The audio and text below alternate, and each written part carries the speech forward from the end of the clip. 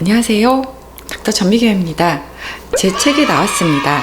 제목은 엄마의 자존감입니다. 오늘부터 4편에 걸쳐서 영상을 찍을 거고요. 오늘 영상의 주제는 엄마의 정체성 상실에 대한 이야기입니다. 우리 아이가 좀 더 어렸을 때 일입니다. 대학 친구한테 전화가 온 거예요. 대학 친구가 저에게 묻더라고요. 요새 어떻게 지내? 별로 대답할 말이 없더라고요. 아이 이유식 만드냐 바쁘고, 아이 자는 시간 체크하고, 또 애기 기저귀 사이즈가 달라지니까 그거 체크하면서 열심히 택배로 사 나르고, 그런 삶이었거든요. 그 순간 깨달았습니다. 나라는 인간 자체가 사라져버리고 있다는 것을요. 엄마라는 정체성이 나라는 인간을 다 잡아먹고 있었던 거죠. 또한 진료실에서 엄마들이 항상 많이 말씀하십니다. 원장님, 저는 좋은 엄마가 아닌 것 같아요. 애한테 매일 화내고 짜증내요. 예전에 이런 사람 아니었던 것 같은데 왜 제가 이런 사람이 되었을까요? 그들의 질문은 저희 질문이었고, 이 시대를 살아가는 우리 엄마들의 질문이었던 겁니다. 의사 가운을 벗고 집에 돌아오면 저도 육아와 살림을 해야 하는 한 명의 엄마일 뿐이었으니까요. 왜 우리는 엄마가 되면 이렇게 힘든 걸까요? 우리 인생을 좌표를 생각을 해볼게요. X축은 시간이고요. Y축은 성취입니다. 엄마가 되기 전까지 우리 삶은 이 2차원의 평면에서 어느 정도 예측 가능했습니다. 열심히 공부하면 좋은 대학에 갈 수 있었고요. 직장에서 노력하면 능력을 인정받았죠. 인풋과 아웃풋이 어느 정도 맞아떨어지는 삶이었던 거죠. 하지만 엄마가 되는 순간 갑자기 내 삶에 Z축이 하나 생기게 됩니다. 이 Z축은 또 다른 관계의 차원의 축이고요. 내가 통제할 수 없는 이상한 축인 거예요. 이 Z축을 예로 들어 볼게요. 애가 새벽에 깨어나서 우는데 도대체 왜 우는지 모르겠는 거예요. 이유식을 2시간 동안 정성껏 만들었는데 애가 안 먹겠다고 땡깡을 부립니다. 사랑을 충분히 주고 키웠는데요. 어느 순간에 애가 엄마 미워! 이런 말을 합니다. 이 Z축 앞에서는요, 의사도, 교수도, CEO도 모두 똑같이 초보자입니다. 이 Z축은 우리가 익히 알고 있었던 논리와 인과관계가 통하지 않는 차원의 축이기 때문입니다. 엄마가 되면서 우리 귀에 많이 들리는 말이 있습니다. 이제 엄마니까. 이 말은요, 무슨 주문 같아요. 우리의 선택을 하나 둘씩 빼앗아 갑니다. 이런 거죠. 립스틱을 고른단 말이에요. 맥의 대표 상품이죠. 새빨간 립스틱 루비우를 골랐다가 이제 엄마니까 이런 빨간색은 좀 그렇지?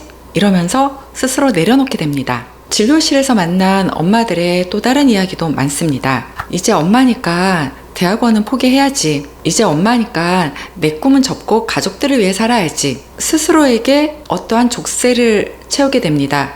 해야 한다, 하지 말아야 된다라는 주문이죠. 이것이 Z축이 만들어낸 또 다른 함정입니다. 엄마가 되면서 새로운 정체성이 생기고 그로 인한 정체성이 혼란을 가져온다고 제가 말씀드렸잖아요. 정체성의 혼란은 단순히 심리적 문제만은 아닙니다. 우리의 존재 자체가 재정의가 되는 과정입니다. 진료실에 오신 엄마들이 많이 하는 말씀입니다. 이제 제가 누군지 잘 모르겠어요. 그냥 땡땡이 엄마밖에는 남는 게 없는 것 같아요. 심리학에선 이를 역할 정체성의 과잉이라는 말로 표현합니다. 나라는 존재가 엄마라는 역할에 완전히 잠식되는 것을 말합니다. 정체성의 혼란은요, 우리의 일상 자체가 완전히 바뀌기 때문에 더욱더 심각하게 됩니다. 직장 생활과 육아의 가장 큰 차이점을 좀 말씀을 드릴게요.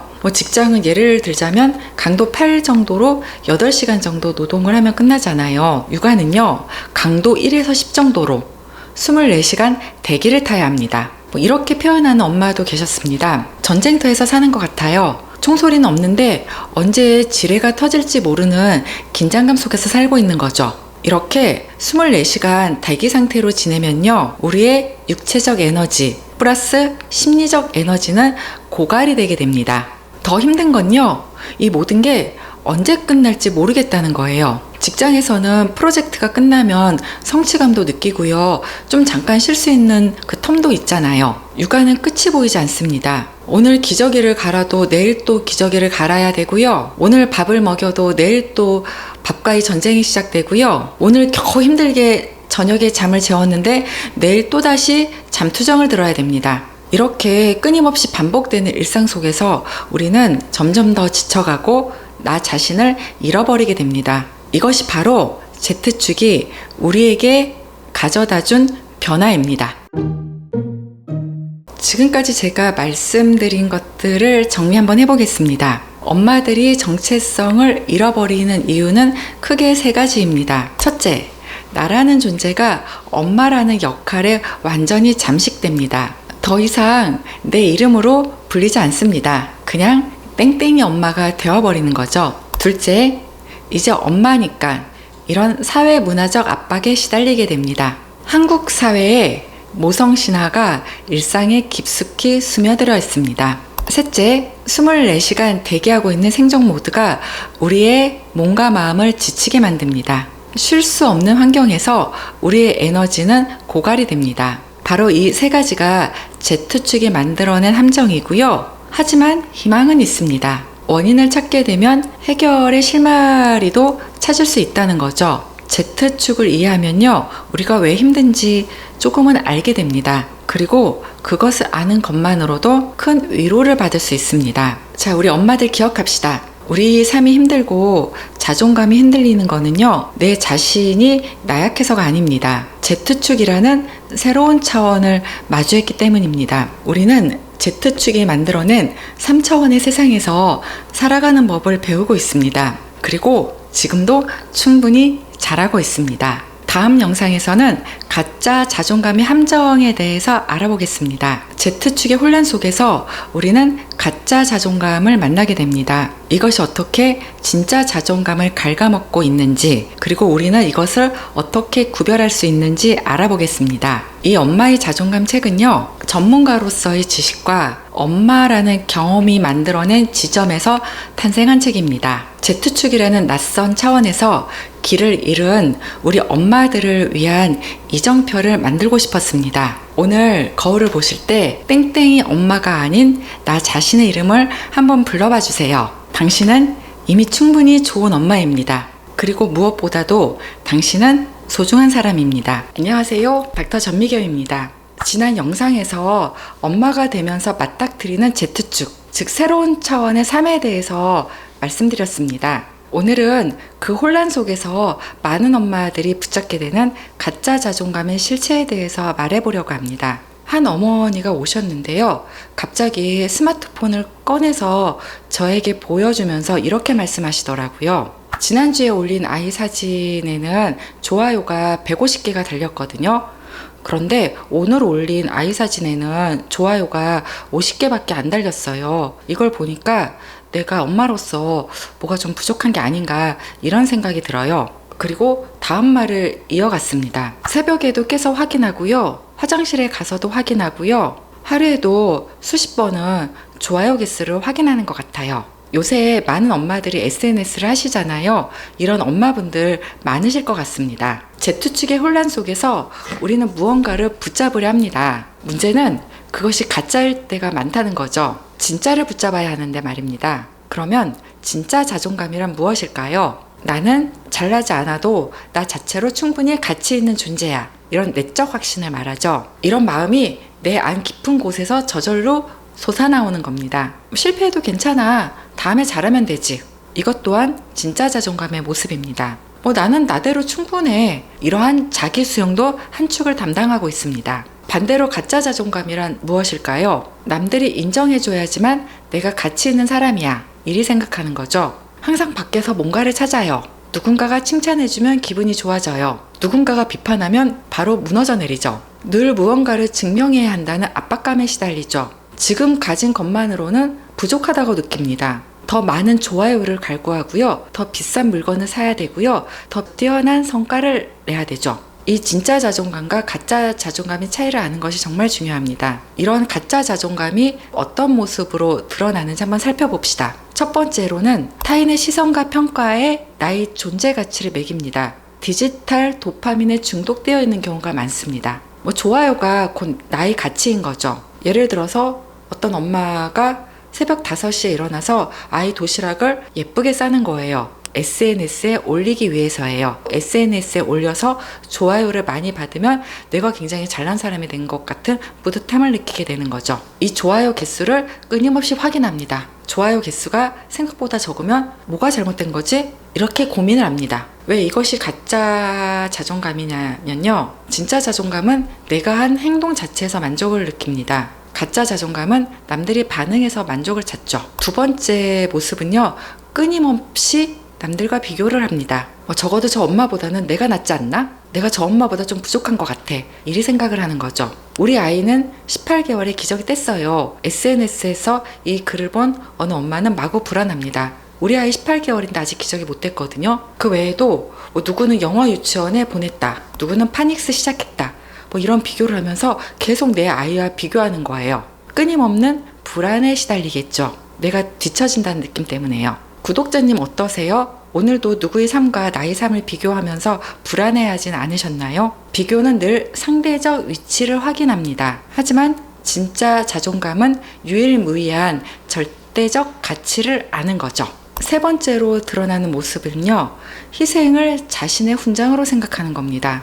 나는 어떠한 것을 뭐 때문에 포기했어. 혹시 내가 이런 말을 자주 하고 있지 않으십니까? 난 아이 때문에 회사도 그만두었어. 아이 키우느냐고 친구도 못 만났어. 아이 육아에 바빠서 6개월째 미용실도 못 갔어. 이렇게 희생을 훈장처럼 내세우는 엄마들이 있단 말이에요. 이것도 가짜 자존감의 한 모습입니다. 왜냐면 진짜 자존감은 내가 뭘 포기했느냐 여기서 나오는 게 아니고요. 내가 어떤 사람이냐 바로 여기에서 나오기 때문입니다. 좀 더 쉽게 설명할게요. 진짜 자존감이 있는 사람 이렇게 얘기하죠. 나는 아이를 정말 사랑해. 또한 그림 그리는 것도 좋아해. 하지만 지금 내 상황이 아이를 키워야 하기 때문에 그림은 잠시 미뤄두고 있어. 가짜 자존감인 사람은요. 나는 아이를 키우는 것이 최우선이야. 나는 아이 때문에 내 그림을 포기했어. 이렇게 말합니다. 전자는 자신이 누구인지를 말하고 있고요. 후자는 자신이 무엇을 포기했는지를 강조합니다. 이런 희생은요, 주변 사람들에게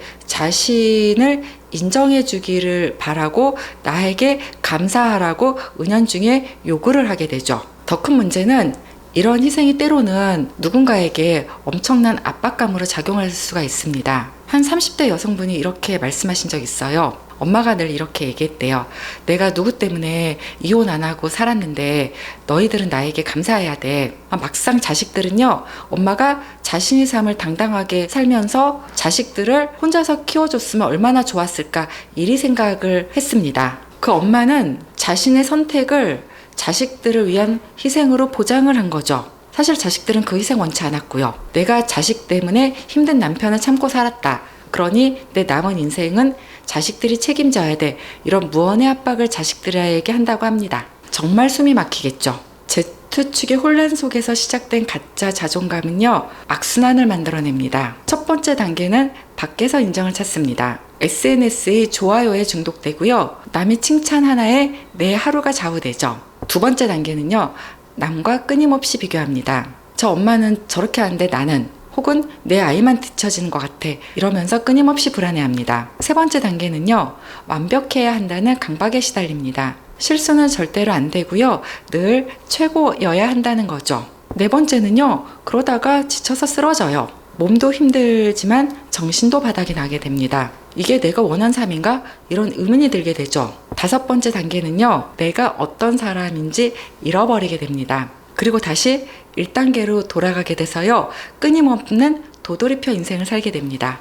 자, 그러면 가짜 자존감을 어떻게 알아차릴 수 있을까요? 스스로에게 솔직하게 물어봅시다. 혼자 있을 때 불안하거나 초조하지 않으십니까? 진짜 자존감이 있으면 혼자 있어도 평온합니다. 가짜 자존감에 기대면 늘 누군가의 인정이 필요하고요. 두 번째는요. 실패했을 때 어떤 생각이 드십니까? 진짜 자존감은 괜찮아. 실패할 수도 있지. 다음에 잘하면 되지. 가짜 자존감은요. 나는 쓸모없는 사람이다. 이리 자책합니다.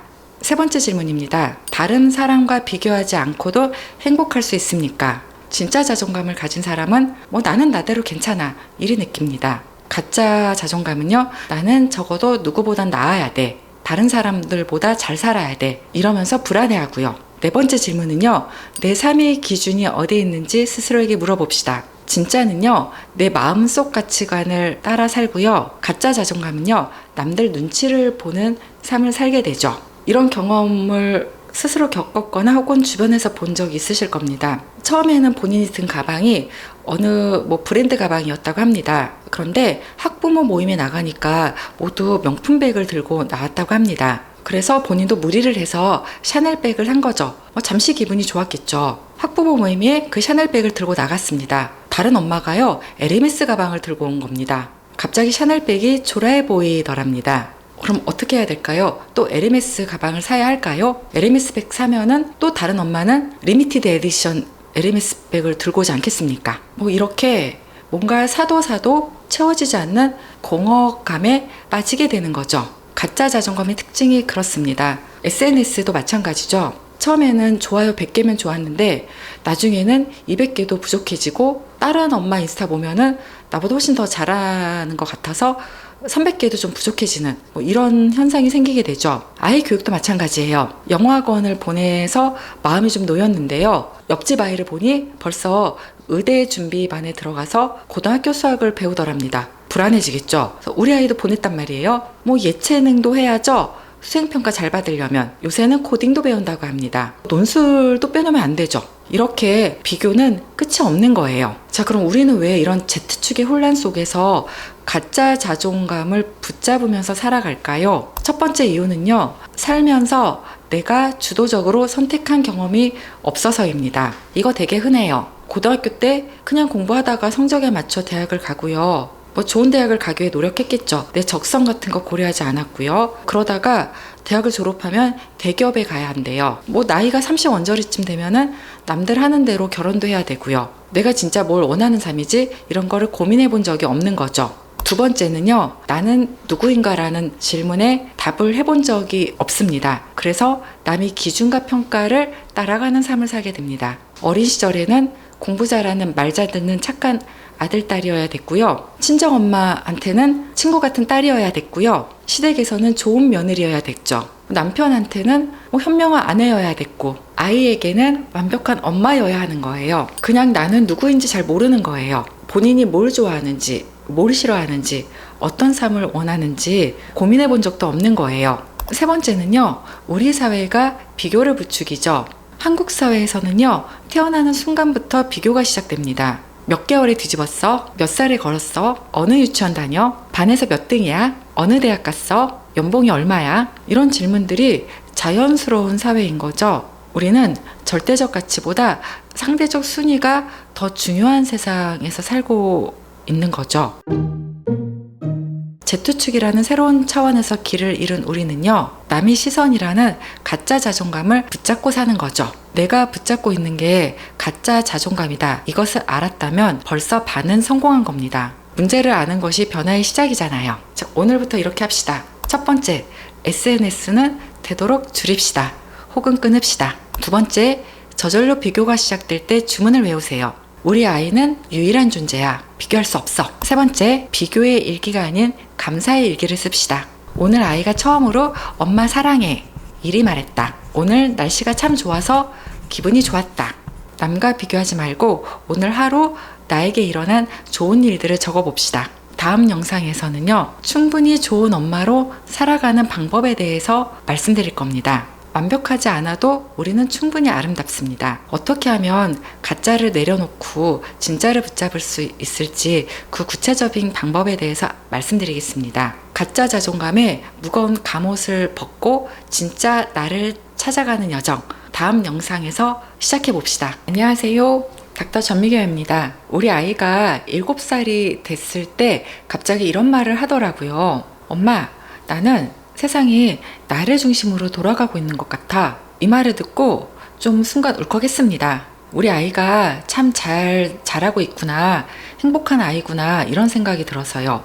요 나이쯤 되는 아이들이 나는 특별하다. 세상은 나를 중심으로 돌아간다. 이렇게 생각하고 느끼는 것은 정상입니다. 건강하게 자기 가치감이 잘 형성이 된 거죠. 하지만 나이 20살 넘어서까지 세상이 나를 중심으로 돌아가고 있다고 생각하면 큰일 납니다.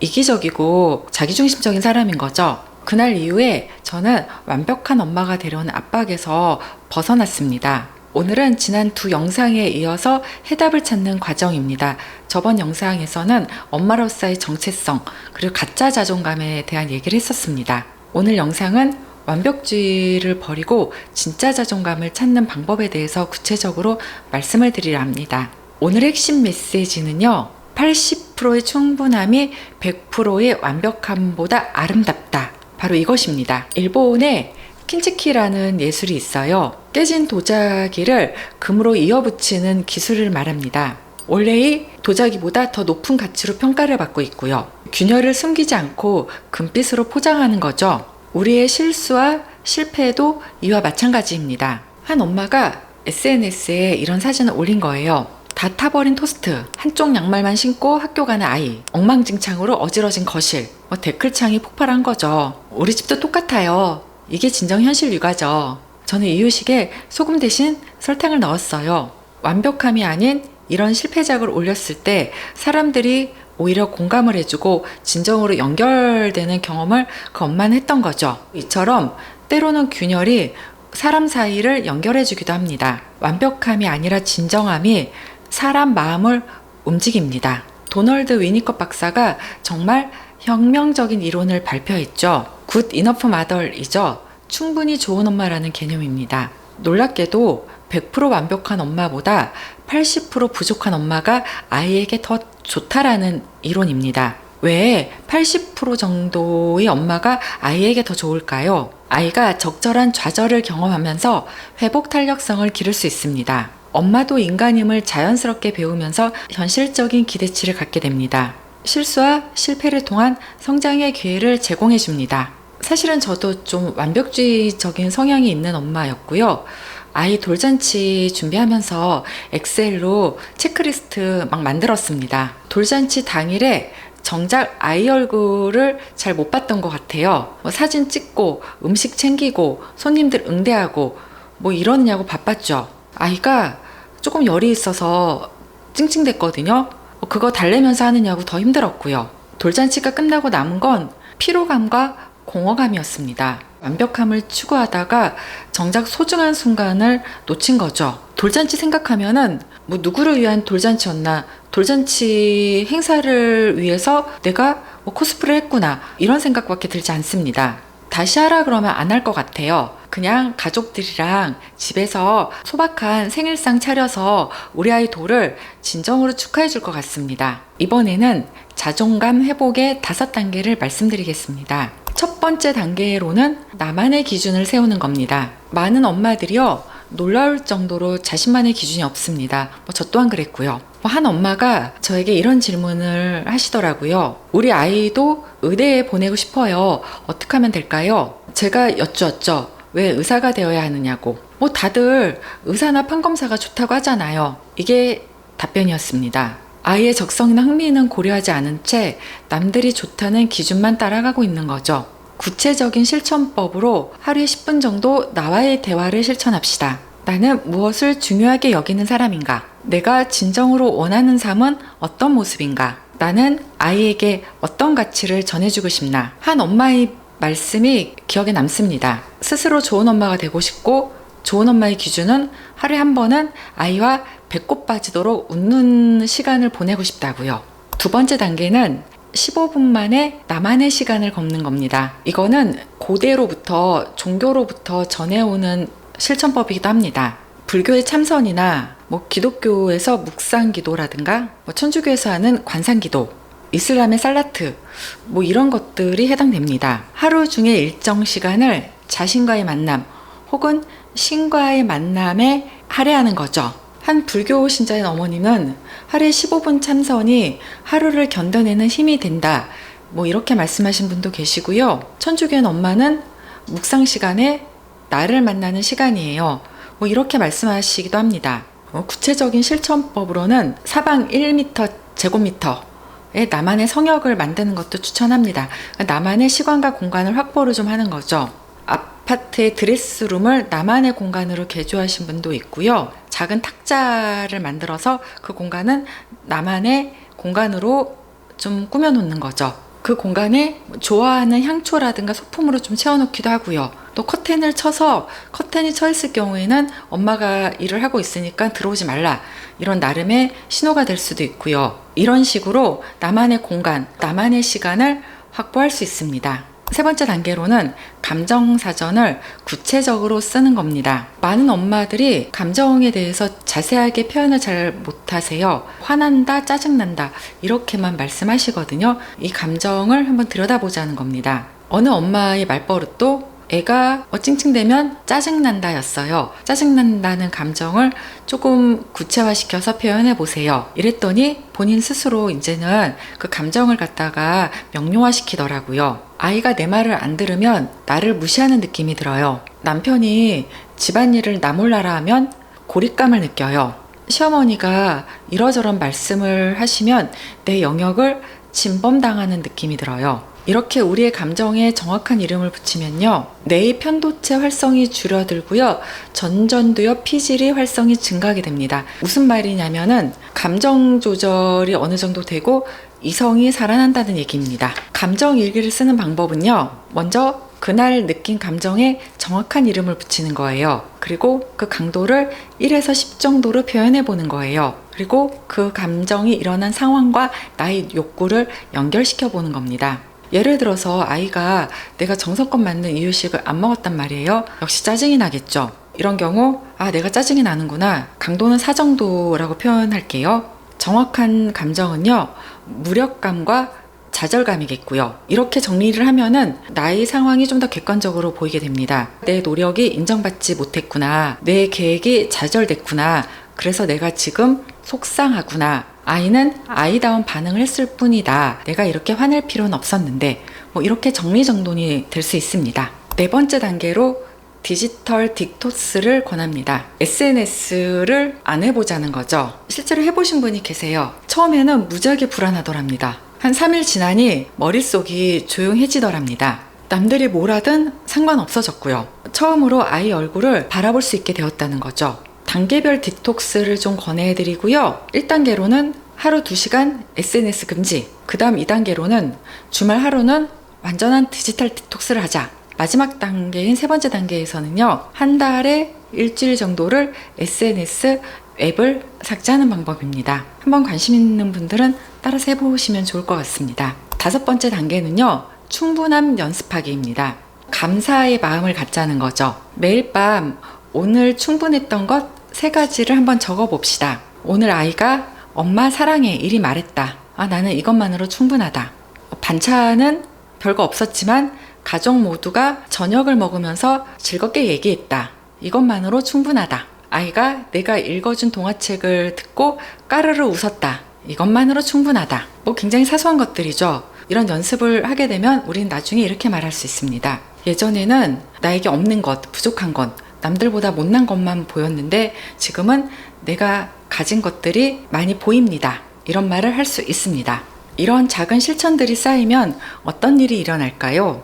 한 엄마의 말씀입니다. 예전에는 실수하면 나는 나쁜 엄마야, 혹은 못난 엄마야, 이 생각을 했는데 지금은 내가 성장하고 있구나, 나아가고 있구나, 이리 생각을 한다고 합니다. 아이도 달라졌다고 합니다. 엄마가 편안해지니 아이 또한 편안해지더랍니다. 이제는 거울을 볼 때 누구 땡땡이 엄마가 아닌 나라는 인간 자체, 내가 보인다고 합니다. 다음 영상에서는 엄마의 자존감, 그리고 우리 아이의 미래에 대해서 살펴보도록 하겠습니다. 숨쉬는 공기처럼 자존감은 대물림됩니다. 오늘 영상에서 기억할 말 전해드리겠습니다. 완벽한 엄마는 없습니다. 충분히 좋은 엄마가 최고의 엄마입니다. 오늘부터 내 역량의 80%를 아이를 위해 씁시다. 20% 정도는 나를 위해 남겨둡시다. 그것이 아이에게 줄 수 있는 최고의 선물이 될 수 있습니다. 영상 시청해주셔서 감사합니다.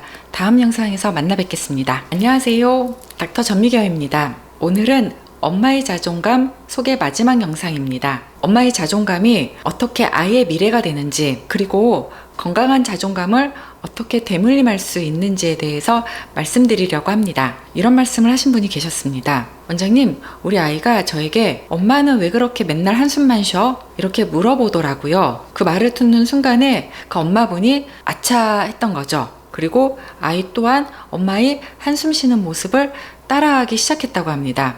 이것이 바로 오늘 우리가 이야기할 자존감의 대물림을 보여주는 현실입니다. 제가 이 책에서 강조한 말이 있습니다. 숨쉬는 공기처럼 자존감은 대물림된다고요. 또 다른 사례를 좀 말씀드릴게요. 6살 아이가 혼자서 거울 앞에서 엄마 화장품을 바르면서 놀고 있더랍니다. 어느 순간에 화장품을 내던지면서 에이, 나는 왜 이렇게 생겼지? 짜증나. 이러더랍니다. 엄마가 깜짝 놀라서 누가 그런 말을 했어? 이렇게 물어봤습니다. 아이가 천진난만하게 이리 대답하더랍니다. 엄마가 맨날 거울 보면서 하는 말이잖아. 아이들은요, 우리가 생각하는 것보다 훨씬 더 많은 것을 보고 듣고 흡수합니다. 엄마가 자신을 함부로 대하면 아이도 자신을 함부로 대합니다. 엄마가 실패를 두려워하면 아이 또한 도전을 하지 않습니다. 엄마가 무언가를 실패해도 다시 일어서면 아이 또한 회복 탄력성을 배웁니다. 제가 20년 동안 정신과 의사로 살다 보니 발견한 패턴이 있습니다. 자존감이 낮은 엄마의 아이들은요, 3, 4살 때부터 비슷한 패턴을 보입니다. 나는 못해. 이런 말을 자주 합니다. 새로운 시도를 두려워하고요. 실수했을 때 과도하게 자책을 합니다. 반면에 자존감이 건강한 엄마의 아이들은요. 나도 해볼래. 이런 말을 자주 합니다. 실패해도 다시 도전합니다. 실수를 해도 자신을 과하게 자책하지 않고 자연스럽게 받아들입니다. 최근 드라마 폭삭 속았수다 보신 분들 많으시죠? 아버지 양관식이 결혼식장에서 딸 금명이에게 한 말이 인상 깊었습니다. 수틀리면 빠꾸 아빠한테 냅다 뛰어와. 알지? 이 말이 바로 안정기지의 본질을 보여주고 있습니다. 네가 어떤 선택을 하든 실패이든 괜찮아. 나는 여기 있을 거야. 언제든 돌아와도 괜찮아. 나는 너에게 든든한 버팀목이 되어줄 거야. 이런 의미가 담겨져 있죠. 이렇게 안정기지는 사람이 살면서 중요하고요. 안정기지가 있는 아이들과 안정기지가 없는 아이들의 특성이 달라지게 됩니다. 안정기지가 있는 아이들은요. 실패를 두려워하지 않고 도전합니다. 실패해도 돌아올 곳이 있으니까요. 또한 자신감 있게 세상을 탐험하겠죠. 안정기지가 없는 아이들은요. 늘 불안해하고 남의 눈치를 봅니다. 실패할까봐 도전하지 않습니다. 작은 실수에도 크게 좌절합니다. 한 6살 아이가 친구 생일 파티에 다녀와서 이렇게 말하더랍니다. 엄마, 나 오늘 생일 파티에서 춤 안 췄어. 다른 아이들이 비웃을까봐 무서웠어. 엄마가 늘 남들이 자신을 어떻게 볼까 전전긍긍하는 모습을 보고 자란 거죠. 아이도 똑같이 타인의 시선을 두려워하게 된 거고요. 우리의 불안도 또한 우리의 자신감도 아이에게 이렇게 전염이 됩니다. 애착 이론에 따르면 유아기에 형성된 애착 패턴이 성인기에 영향을 미친다고 말하죠. 이건 잘 알고 계신 내용이고요. 안전 애착을 형성한 아이들이 성인이 되어서도 건강한 대인관계 패턴을 형성하고요. 불안정 애착을 형성한 아이는 성인이 되어서 대인관계에서 어려움을 겪을 가능성이 많다는 거죠. 성인기에 도달해서도 새로운 관계와 경험을 통해 성장하고 발전하는 것은 가능합니다. 폭삭 속았수다에서는 건강한 자존감 그리고 안정적인 애착이 자식에게 어떤 영향을 줄 수 있는지를 잘 보여주고 있습니다. 해녀 할머니의 강인한 자존감은 딸인 애순에게 그리고 손녀인 금명이에까지 대물림되고 있습니다. 해녀 할머니가 바다에서 보여준 당당한 독립성과 자립정신은 애순이 세상을 살아가는데 큰 뒷받침이 되었고요. 금명이는 그런 엄마를 보면서 자연스럽게 자기 확신을 가진 사람으로 자라나게 되었죠. 금명이가 엑스남친과 헤어질 때 한 말이 굉장히 저는 인상적이었어요. 나는 네가 너무 좋은데 나도 너무 좋아. 내가 너무 안쓰러워서 더는 못하겠어. 이것이 바로 3세대에 걸친 자존감의 대물림입니다. 제가 외래에서 본 인상적인 케이스인데요. 나르시시스트 어머니와 알코올 중독자 아버지 사이에서 자란 딸입니다. 짐작하셨겠지만 어렸을 때 학대, 유기 이런 것들을 당하고 자란 분이십니다. 엄마가 성질을 나면은 화풀이 대상으로 때렸고요. 좋은 대학에 못 갔다고 구박받았고요. 돈을 벌기 시작하니 키워준 값을 달라라고 하면서 매달 월급의 일정 부분을 요구했습니다. 결혼 후에도 친정의 모든 대소사, 경제적 부양 모두 그분 몫이었고요. 이분이 어느 날 자신의 아이를 낳고 기르면서 깨닫게 됩니다. 아이를 기르다 보니 본인에게는 아이가 너무 소중하고 귀하더랍니다. 어떻게 이런 아이를 때릴 수 있었지? 라는 의구심이 들었다는 거죠. 도대체 우리 엄마는 왜 그랬을까? 이런 질문을 비로소 하기 시작했다고 합니다. 그랬더니 눈에 안 보이던 게 보이더랍니다. 각성을 한 거죠. 그 뒤로 그녀가 친정과 거리를 두기 시작했습니다. 그리고 친정에서 하는 요구에도 노라고 답하기 시작했습니다. 그 다음으로는 하던 대로 아이를 최선을 다해 키웠습니다. 내가 경험하지 못한 행복한 어린 시절을 내 아이에게 준 거죠. 세 번째로 다행히 좋은 남편과 좋은 시댁을 만났습니다. 그런 사람들과 연을 맺으면서 나만의 새로운 세상을 열게 된 거죠. 사실은 결혼하고 나서 처음 알았답니다. 그 시어머님이 본인 남편한테 하는 거를 보고 부모란 저런 것이구나 라는 것을, 그리고 우리 친정이 비정상적인 친정이라는 것을요. 그분의 말씀을 듣고 가슴이 먹먹했습니다. 내 아이는 정말 행복하게 자라고 있어요. 나는 못 가져본 어린 시절을 보내고 있고요. 자신감 있고요.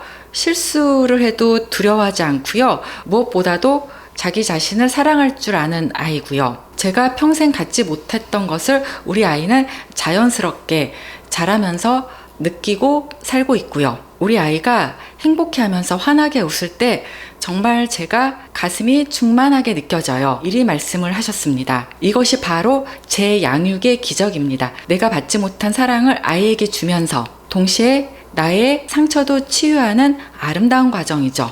내가 엄마로서 그리고 한 인간으로서 썩 괜찮은 사람이구나, 이런 자기 확신도 갖게 되는 거고요. 우린 이렇게 상처의 대물림을 끊고 새로운 사랑의 대물림을 시작할 수 있습니다. 제가 책에서 강조한 또 다른 개념이 있습니다. 너의 우주, 나의 우주, 그리고 우리가 만들어낸 새로운 우주가 있다는 거죠. 우리는 모두 저마다의 우주를 가슴에 품고 사는 사람들입니다. 엄마와 아이도 마찬가지예요. 각자 독립된 존재로 사는 겁니다. 칼릴 지브란의 시를 제가 읽어드리겠습니다. 당신의 자녀는 당신의 자녀가 아닙니다. 그들은 생명 그 자체의 아들이며 딸입니다. 그들은 당신을 통해 왔지만 당신에게서 온 것은 아닙니다. 그러니까 부모는 활과 같고 아이는 화살과 같은 존재입니다. 활의 역할은요, 화살을 더 멀리, 더 높이 날려보내는 것이지 화살을 붙잡고 있는 것이 아닙니다. 요새 엄마들이 아이들과 흔하게 하는 갈등입니다. 어느 엄마분이 아이가 몰래 엄마 카드로 굿즈를 20만 원어치 산 걸 알게 됐다고 합니다. 난리가 났겠죠. 이런 비슷한 일이 계속 반복이 되는 거예요.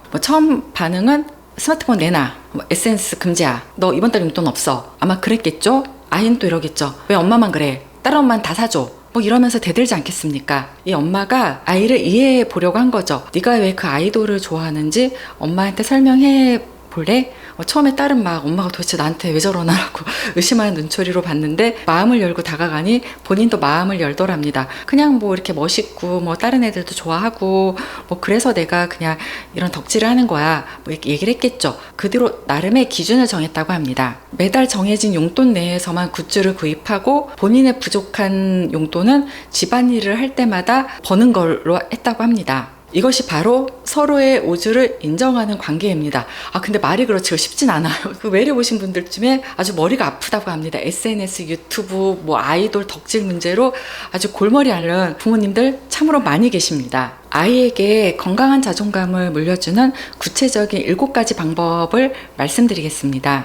첫 번째는 독립된 실패 경험을 허용합시다. 즉시 개입해서 엄마가 해줄게 이러지 마시고요. 너가 속상하겠구나, 다시 한번 해보고 싶니? 이런 식으로 아이의 감정도 인정하고 선택권도 주는 거죠. 두 번째는 안전기지가 되어주세요. 실패해도 괜찮아, 엄만 항상 이 자리에 있어. 세 번째는 따뜻한 권위를 세우세요. 규칙은 명확하되 존중의 어조로 대화하세요. 사춘기라는 이름으로 부모들이 자신들의 권위를 너무나 쉽게 포기합니다. 아이들의 버르장머리 없는 말도 다 받아주더라고요. 주의합시다. 네 번째, 엄마의 솔직한 감정을 나눠주세요. 엄마도 지금 좀 피곤해서 쉬고 싶어. 30분만 쉬고 나서 같이 놀자. 완벽한 엄마를 연기할 필요 없습니다. 엄마도 사람이라는 것을 아이에게 인식시켜 줍시다. 다섯 번째, 아이와 함께 실패하고 같이 배웁시다.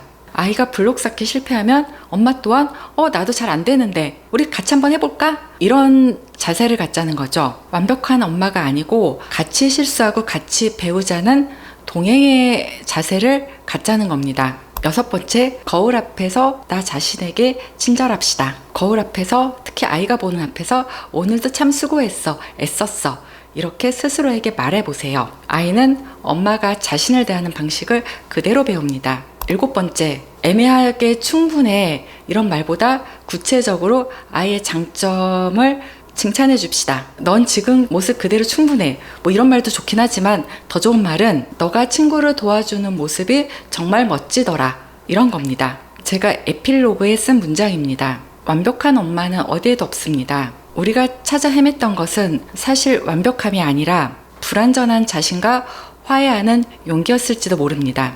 제가 그동안 찍었던 총 4편의 영상을 통해 전하고 싶은 메시지는 바로 이겁니다. 당신은 지금 이 순간에도 충분히 좋은 엄마입니다. 자존감은 완벽함이 아니고 있는 그대로의 나를 받아들이는 데서 시작됩니다. 당신은 이미 충분히 그 자체로 빛입니다. 긴 여정을 함께 해주셔서 감사합니다. 내일은 우리 엄마들의 또 다른 하루가 시작됩니다. 영상 시청해주셔서 감사합니다.